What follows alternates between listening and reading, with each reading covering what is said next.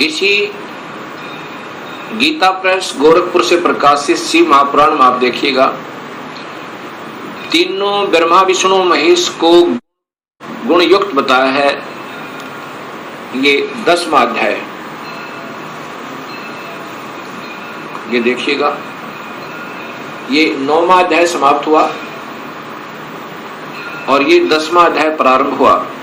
परमेश्वर शिव बोले, उत्तम व्रत का पालन करने वाले हरे विष्णु को आदेश दे रहे हैं, अब तुम मेरी दूसरी आज्ञा सुनो। ये काल है महाशिव, अब तुम मेरी दूसरी आज्ञा सुनो, उसका पालन करने से तुम सदा समस्त लोकों में माननीय और पूजनीय बने रहोगे। ब्रह्मा जी के द्वारा रचे गए लोक में जब कोई दुख या संकट उत्पन्न होगा, तब उन संपूर्ण दुखों का नाश करने के लिए सदा तत्पर रहना।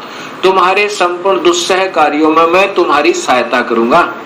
अर्थात शिव विष्णु संपूर्ण शक्तिशाली नहीं है, ये काल कहता है कि मैं तुम्हारी मदद करूंगा। तुम्हारे जो दुर्जय अत्यंत उत्कृष्ट शत्रु होंगे, उन सबको मैं मार गिराऊंगा। अर्थात विष्णु भी संपूर्ण शक्ति युक्त नहीं है, शिव जी उनको आदेश दे रहा है, तुम नाना प्रकार के अवतार धारण करके लोक में अपनी उत्तम कीर्ति का विस्तार करो, सबके उद्धार के लिए तत्पर रहो। तुम रुद्र के ध्येय हो और रुद्र तुम्हारे ध्येय हैं।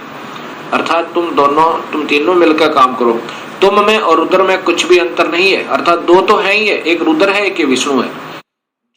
अब देखो रुद्र आ गया ना, शिव, ये शिव है और ये विष्णु है, जिसको दोनों का आदेश दिया है। जो मनुष्य रुद्र का रूप भक्त होकर तुम्हारी निंदा करेगा, उसका सारा सद्गुण और उसका सारा पुण्य तत्काल भस्म हो जाएगा। पुरुषोत्तम विष्णु तुमसे द्वेष करने वाला मेरी इच्छा से ही, मतलब अब मैं आपको बताता हूं, मेरी आज्ञा से उसको नरक में गिरना पड़ेगा।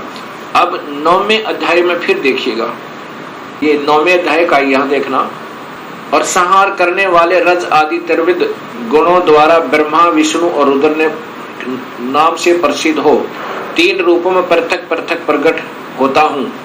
ये काल भी तीनों गुणों रज महाब्रह्मा महाविष्णु महाशिव रूप में रहता है, साक्षात शिव गुणों से भिन्न है। वे प्रकृति और पुरुष से भी परे हैं, अद्वितीय नित्य अनंत पूर्ण निरंजन परब्रह्म परमात्मा है। ये काल तीनों लोकों का पालन करने वाले श्री हरि भीतर तमोगुण और बाहर सतोगुण धारण करते हैं। त्रिलोकी का संहार करने वाले रुद्र भीतर सतोगुण और बाहर से तमोगुण धारण करते हैं, तथा त्रिभुवन की सृष्टि करने वाले ब्रह्मा जी बाहर और भीतर से रजोगुण ही हैं।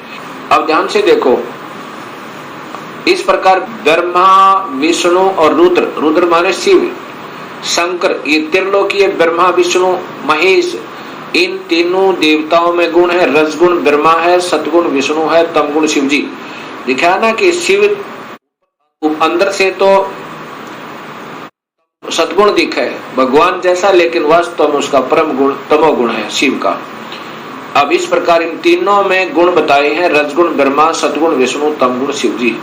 इन तीनों देवताओं में गुण है। अब देखो चौथा कौन रह गया फिर वो, अब चौथा जो शिव की महिमा गाई जा रही है वो कौन है, वो काल है।